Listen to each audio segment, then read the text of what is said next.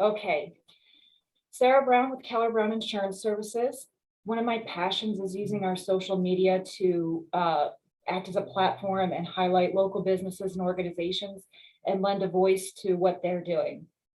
I have with me Ulyana and Stephen Haywood.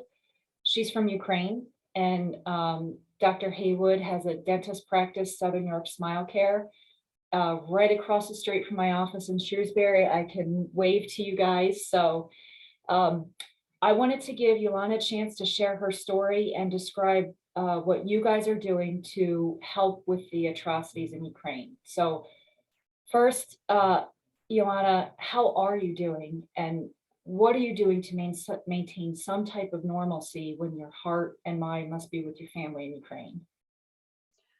Well, thank you. Thank you for asking. We are feeling the sense of purpose in our everyday, anything we do. We feel that it's going to bring some sort of relief and help to those in need. I would say that just staying in touch with my family, with my friends, with everyone that I know in Ukraine helped me to just basically keep maintaining my spirit of being positive, having faith, being hopeful, supporting others, and keep pushing through this difficult, challenging times. So just having that goal that we both share, it is extremely helpful. And Dr. Haywood, how about you, watching your wife go through something that must be so closely connected to her? Well, obviously, my in-laws are there, and we also, through our church, we have 4 churches there, and we've supported those people even before the war. They're all from Baltimore. They're native Ukrainians and have started churches there. So we're very connected as a church family, and also as just our own personal family to Ukraine. And what I felt, I could see that when the war broke out, and then especially after we had gone and marched on the White House, which we did early on, and supported Ukraine, and we decided that we would do something special, that we would go out of our way to do some outreach to raise some money, and also devote this month toward really using all of our revenue to support Ukraine and efforts there. So what I guess my heartfelt emotion was, I could see my wife suffering. We just didn't feel like we could go on our normal lives, every single day coming to work as if nothing happened. So it was really something we decided together that it would be important to pretty much take our lives and devote them almost completely, to Ukraine relief. And so that was a family decision that we made. We agreed to it, and we said that would be with the people that we knew, the advantages that we had, knowing all these people and having feet on the ground in Ukraine and in Poland and in Romania, we may be able to supply people with resources and relief much quicker and much more reliably than other places. So we just feel we do some, like Ulyana said, we felt a sense of purpose now, rather than having to watch and just cry. Right. It's heartbreaking. Yeah. So let's take a step back. Ulyana, when did you immigrate to the United States? In 2008. Okay. And how many of your family members are still there, and how often do you communicate with them? I have my mom, dad, and my brother there. I speak with them every day since the war started, and I usually call them every week on a regular basis, just before everything happened. It's unfortunate that I wasn't able to see them for all this time. That, of course, is a burden on my heart, and it makes me feel really sad. However, we always dreamt about the moment of just reuniting again and giving each other a hug, and it's supposed to happen this April. However, with everything happening there, I don't think that's going to be possible. but we are close in spirit, and I think that's the most important, that the love we share and the unity we feel as a nation and as a family is something that is extremely important, and it's not something that can be replaced with Yeah. anything else. You mentioned it's a burden on your heart that you haven't been able to see them, but almost trying to find the positive of something, you're here and you can do something meaningful to contribute. So that is somewhat, I don't know the right word, but some kind of a blessing that you can still contribute and make a difference. Absolutely, absolutely. And them seeing us going out of our way and just doing everything we can to support them there.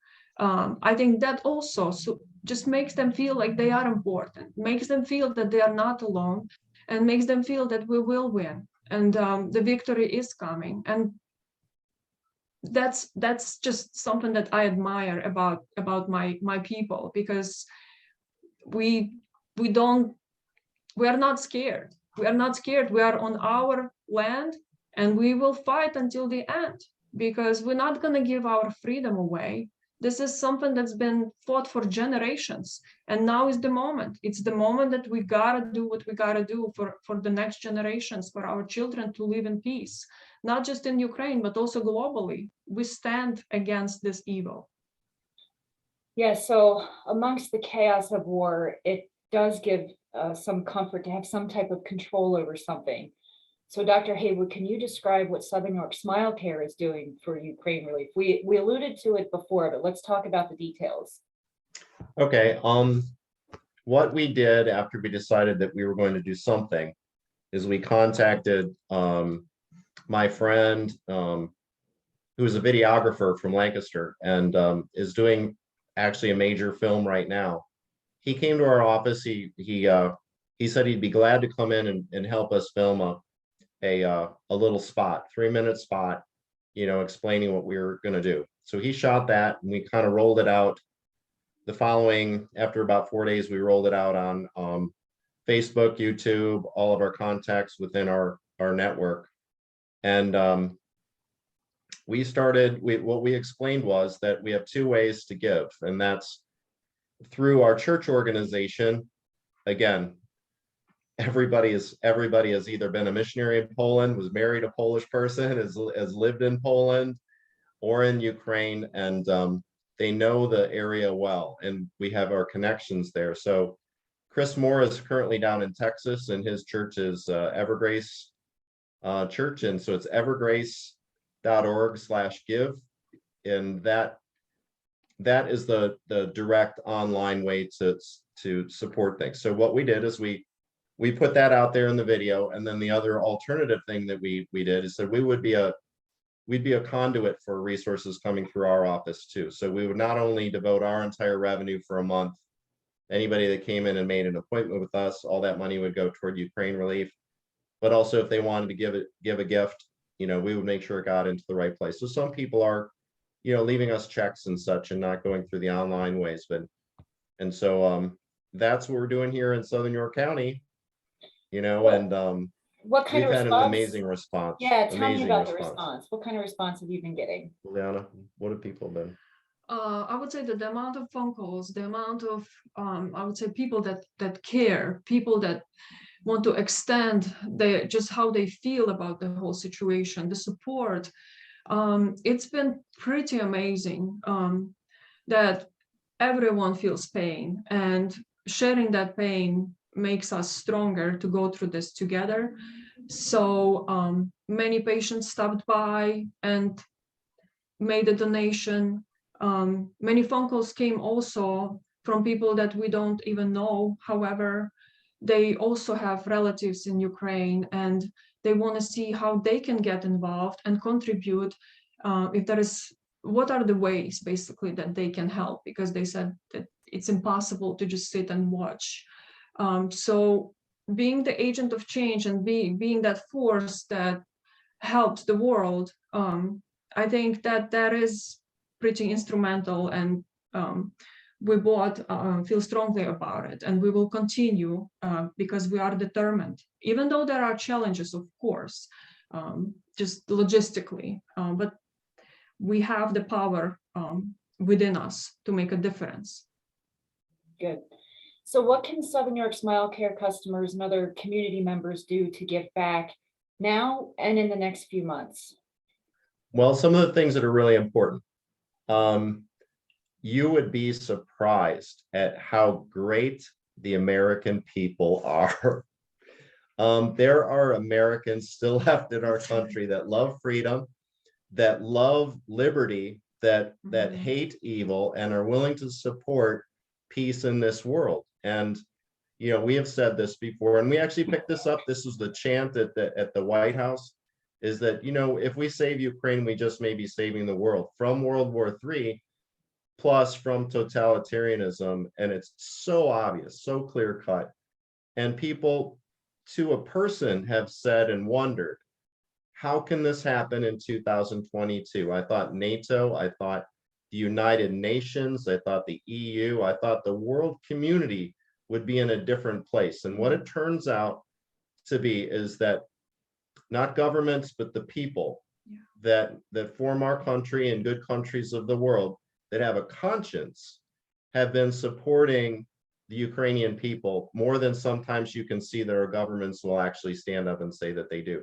So you would be amazed at the things that people are doing, sponsoring soldiers to go over, giving medical supplies and equipment. And we have gotten pretty much a plane full already sent over of medical supplies. We have tried to buy body armor and have run into shipping details as far as that goes, and there are NATO restrictions on how we're supposed to have them. You'd be amazed, in the middle of a war, they're going to stop body armor at the checkpoint at the Polish Ukrainian border because of some NATO regulation. But these are the things that we deal with. What can York County residents do? Share Sarah's video, share it, get it out there, direct people to ways that they can give and ways they can help. We are receiving any medical stuff that we can. We have another shipment going out, another plane load of stuff that's going out this next week. So donate what you have, and check out evergrace.org. There are a list of things that people are able to give. And if it's money, that's fine. We can assure you that the money is going right into the hands of people. There is no overhead cost. It's a church that's completely volunteer. So it's going to get in country, and that's our basic thing.